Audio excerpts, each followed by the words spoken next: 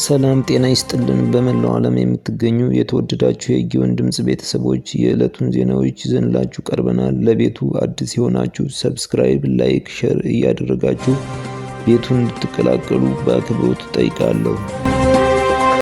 ኤርትራ አደብ ልትገዛ ይገባል አሉ ፊልድ ማርሻል ብርሃኑ ጁላ።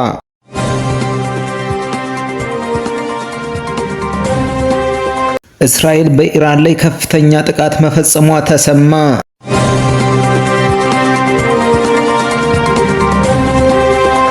አሁን ኩርፊያ መጥቷል፣ መወራጨትም አለ። የጦር ኃይሎች ጠቅላይ ኢታማዦር ሹም ፊልድ ማርሻል ብርሃኑ ጁላ ለመተባበር ብዙዎችን ጋብዘናል። ኤርትራን ሳይቀር ጋብዘናል። አብረን እንስራ ብለናል። ባህር ለሁላችን ይሁን ብለናል። የ20 ዓመት ፍጥጫ ይቁም ብሎ መንግስታችን የነበረውን ቁርሾ ለመፍታት ወደ ልማት፣ ወደ ኢንተግሬሽን፣ ወደ ጋራ ተጠቃሚነት፣ ወደ አብሮ መበልጸግ እንድንገባ ኤርትራውያንም የሚጠቀሙት ጥቅም ካለ ከኢትዮጵያ እንዲጠቀሙ ኢትዮጵያም ከኤርትራ እንድትጠቀም በጣም ሰፊ ስራ ተሰርቷል፣ ተለፍቷል።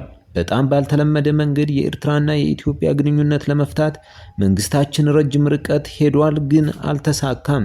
አብረን እንጠቀም ነው እንጂ የባህር በር ይዤ እናንተን እንደፈለኩ ላርጋችሁ የሚል አስተሳሰብ ስላለ አይ እንደዛ ሳይሆን በጋራ ተጠቃሚነት በእኩልነት ነው። የሆነ ቁልፍ መሳሪያ ይዘህ በቁልፍ መሳሪያ ይህን ሁሉ ማህበረሰብ ለማሽከርከር መሞከር ልክ አይደለም የሚል ነገር ሲመጣ አሁን ኩርፊያው መጥቷል፣ መወራጨትም አለ ሲሉ ተደምጠዋል። በጣም ባልተለመደ መንገድ የኤርትራና የኢትዮጵያን ግንኙነት ለመፍታት መንግስታችን ረጅም ርቀት ሄደዋል።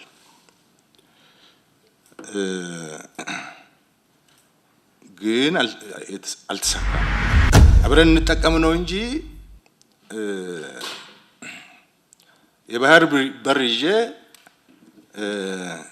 እናንተን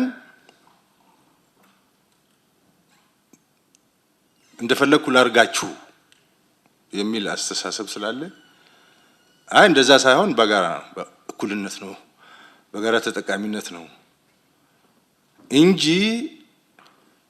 የሆነ ቁልፍ መሳሪያ ይዘህ በቁልፍ መሳሪያ ይሄን ሁሉ ማህበረሰብ ለማሽከርከር መሞከር ልክ አይደለም የሚል ነገር ሲመጣ አሁን ኩርፊያ መጥቷል። መወራጨት አለ። ኃይሉ ማን ነው ባህር በሩን የወሰደብን? ጉልበተኛ አልነበረም ወይ በወረራ ወይ በቅኝ ግዛት አድርጎ መጥቶ ባህር ኃይል የነጠቀን ማን ነው? ባህር በር የነጠቀን የለም።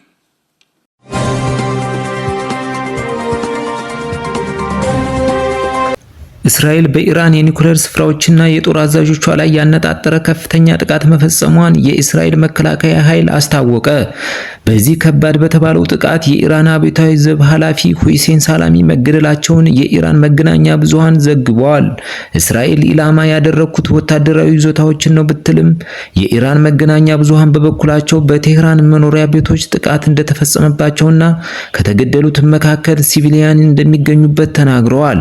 የእስራኤል ጠቅላይ ሚኒስትር ቤንያሚን ኔታንያሁን አገራቸው በኢራን የፈጸመችው ጥቃት ኦፕሬሽን ራይዚንግ ላየን የሚንሰራራ አንበሳ ዘመቻ ሲሉ ጠቅሰውታል። በተጨማሪም ኢራን ለእስራኤል የህልውና ስጋት መሆኗን ተናግረዋል። ኢራን በምላሹ በቅርቡ አጻፋዊ መልሶ ማጥቃት ልታደርስ እንደምትችል የገለጹት እስራኤሎች አስቸኳይ ጊዜ አዋጅ ማወጃቸውን ገልጸዋል። የኢራን መንግስታዊ ቴሌቪዥን እስራኤል የፈጸመችው ጥቃት ህጻናትን ጨምሮ ሰላማዊ ዜጎችን መገደላቸውን ዘግቧል።